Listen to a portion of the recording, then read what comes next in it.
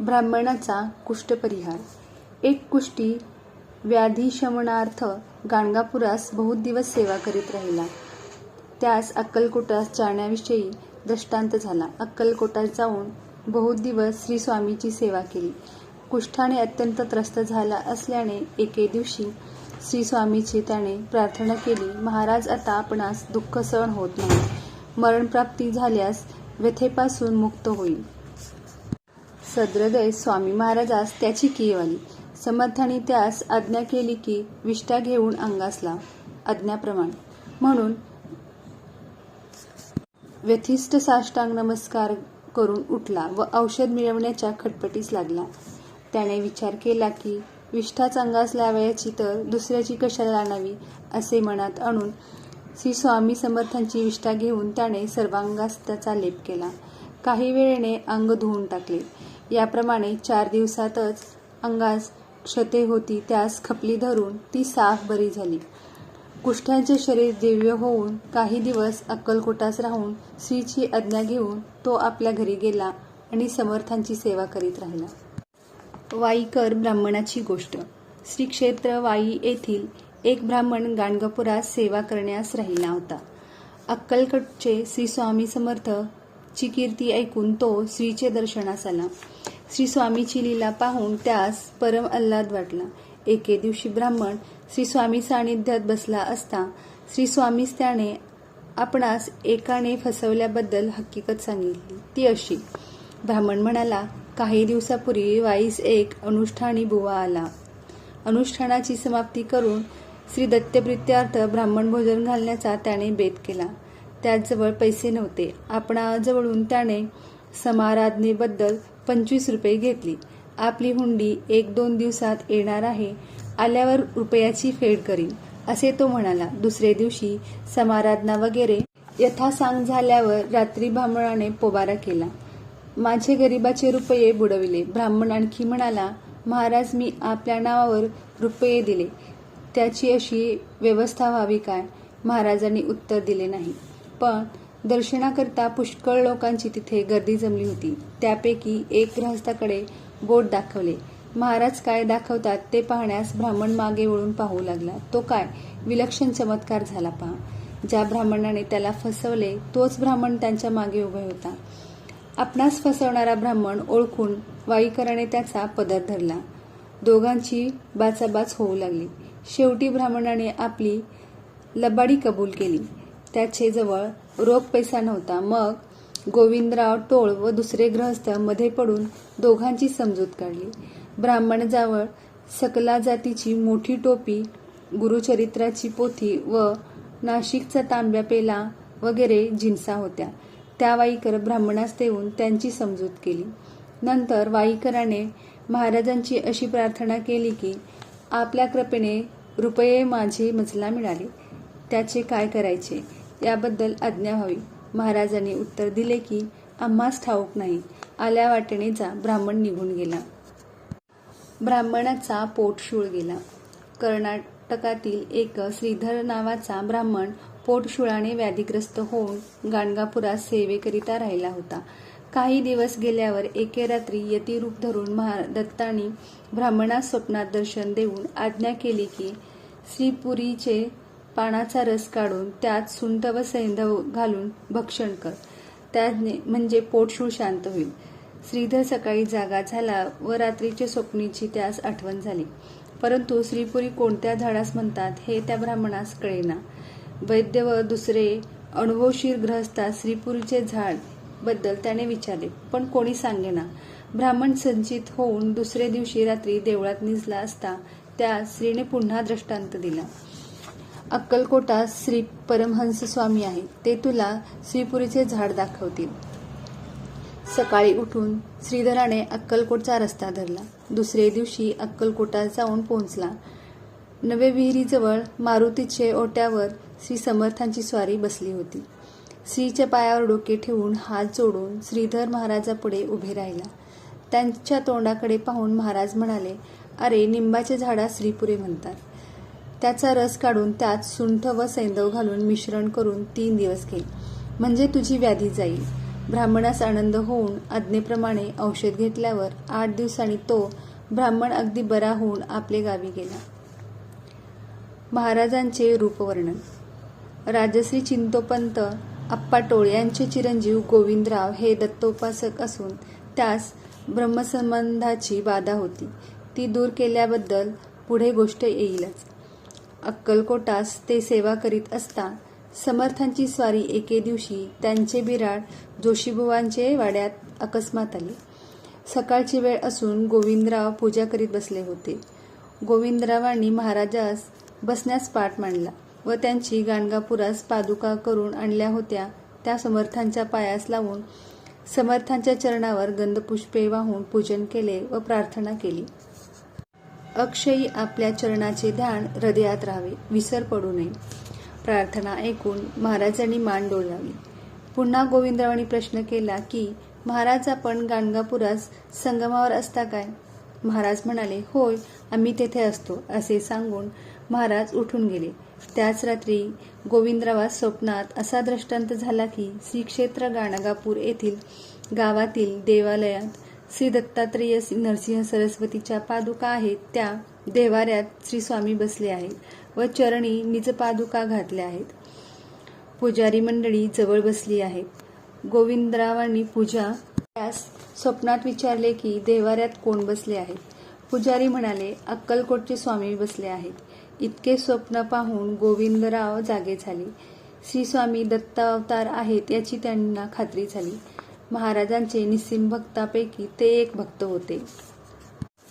महाराज दत्तावतार असे त्यांचे भक्त म्हणतात असे नाही, तर मोठमोठे योगी, सिद्धी, तपस्वी महाराजांची कीर्ती ऐकून दर्शनास येत व महाराजावर अवतारी असल्याबद्दलची आपली खात्री करून नगरवासी जनास तसा उपदेश करीत.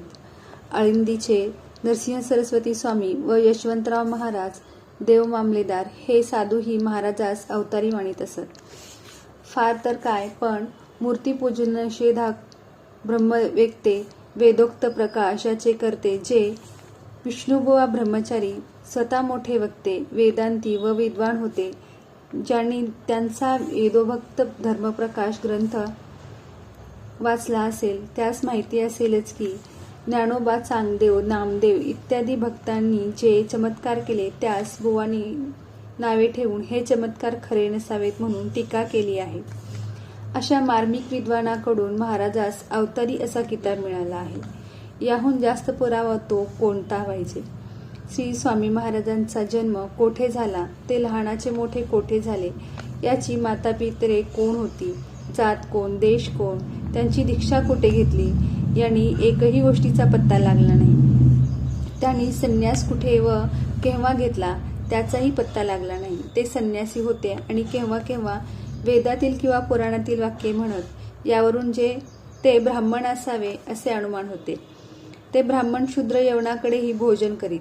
त्यांची कांती दिव्य तेजपुंज होती. शरीराचा वर्ण गोरा असून तांबूस होता. ते अजानुबाहू होते. त्यांच्या अंगाचे तेज इतके प्रखर होते की त्याचकडे एकसारखी दृष्टी लावून कोणाच्यानेही पाहावत नसे. दर्शनास लोक येत ते त्यांच्या पायावर डोके ठेवून देवाप्रमाणे दर्शन घेत.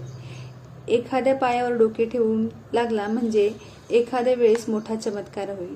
तो असा की डोके व महाराजांचे पाय यात एका जावा एवढे अंतर राहिले आणि महाराजांचे मनास दर्शन देण्याचे नसल्यास एकदम हट असे म्हणत.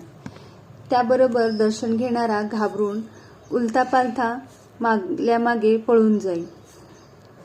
याप्रमाणे अनेक वेळा अनेक जणांची धांदल उडे. महाराजांचे दर्शन म्हणजे मोठे दिव्य होते. विशेष करून जारिणी स्त्रिया समोर जाण्यास फार भीत असत. केलेल्या पापाची महाराजापुढे तेव्हाच झाडणी होई.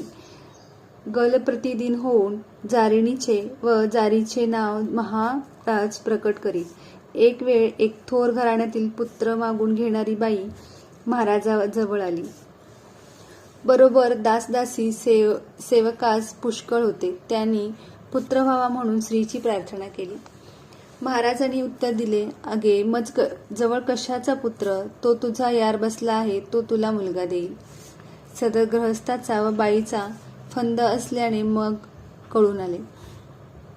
राजा व रंक महाराजास सारखे होते. अक्कलकोटेचे मामलेदार, न्यायाधीश, कोतवाल, फार तर काय राजेसाहेब यास श्रीमुखात खाण्याचे प्रसंग केव्हा केव्हा येत असत. डोकीचे पागोटे काढून फेकून देणे, शिव्या देणे वगैरे खेळ महाराजांचे हमेशा चालायचे. पण कोणाची बिशाद होती की महाराजापुढे कोणी ब्र काढेल किंवा हुकुमाची अवज्ञा करशील. आहा वाचकाहो, हे लिहित असता मूळ लेखक म्हणतो, महाराजांचे रागाची आठवण होऊन मलाही कापरे भरते व लेखणी चालत नाहीशी झाली. श्री समर्थांच्या चरणी मस्तक ठेवून माफी मागून त्यांच्या आज्ञेने गुणानुवाद वर्णन करीत आहे. महाराजास पाहिल्याबरोबर ते देवरूपी आहेत अशी मनाची खात्री होईल. दुसरी गोष्ट अशी की महाराज वाटतील तशी अचाट कृत्ये करीत, परंतु कोणत्याही वेळी त्यांचे अमृतदृष्टीने अपघात किंवा विपरीत गोष्ट घडून आल्याचे एकही उदाहरण कोणाचे ऐकण्यात आलेले नाही. विहिरीत लोटा फेकला. शके 1776 दुष्काळात एके दिवशी पुणे वैभवकर्ते महाराजांचे दर्शनास गेले असता गावाबाहेर एका मोठ्या बावडीजवळ महाराज बसले असता एक मारवाडी हातपाय धुवून लोटा भरून घेऊन महाराजांचे दर्शनास आला. दर्शन घेऊन मारवाडी परत जात असता महाराजांनी त्यास परत बोलविले आणि त्याच्या हातातील लोटा घेऊन पाणी ओतून टाकले व तो लोटा 25-30 कदमावर बावडी होती त्यात फेकून दिला. त्या बावडीवर दुष्काळामुळे 50-60 माणसे पाणी भरत होती. काही लोकांस वाटले की मारवाड्यांची जट लोटा कोणाच्या डोक्यात बसून कपाळमोक्ष होतो की काय, परंतु महाराजांची आघात करणी अशी ती पहा. विहिरीत 30-40 हात खोल होती. लोटा जो त्यात पडला तो कोणाचे डोकीत न बसता गर्दीचे मध्यभागी जी रिकामी जागा होती त्या बेताने आत पडला. सर्वत्रास मोठे आश्चर्य वाटले. श्रीचा जन्मकाळ. श्री स्वामी महाराज हे प्रथम मंगळवेढ्यात शके 1760 सुमारास आले. ते तेथे कोठून आले याबद्दल खात्रीलायक माहिती मिळत नाही. तथापि त्यांचे भक्तजनही होईल ती खटाटोप करून माहिती मिळवली. ती अशी: उत्तर हिंदुस्थानास श्री भागीरथीचे उत्तरेस मोठे अरण्य आहे. तेथे योगी लोक तपश्चर्या करीत असतात. त्या वनात एक वारुळात स्वामी महाराज तपश्चर्या करीत असतात. एक लाकूड तोड्या लाकडे तोडीत तोडीत महाराजांच्या वारुळाजवळ आला. त्याने कुऱ्हाडीचे घाव वारुळावर केले. ते महाराजाच्या मांडीस लागले. ते पुढे त्यांच्या मांडीवर दिसत. लाकूड तोड्याने एकार्थी जगावर उपकारच केले. असो. तेथून महाराज निघाले.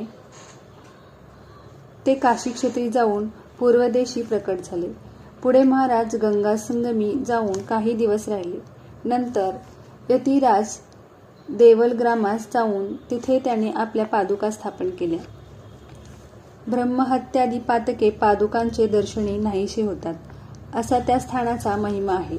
नंतर महाराज मोगलाईत जाऊन राहिले. तेथे मठ स्थापन करून त्यास 8 गावांची जहागिरी मिळवून शिष्याकडे मठ सोपवून दिला व महाराज पुढे चालते झाले. त्यावेळी महाराज चंचल भरती या नावाने प्रसिद्ध होते. महाराज अक्कलकोटास आल्यावर मोगलाईतील संस्थानापैकी काही बैरागी महाराजाकडे आले होते.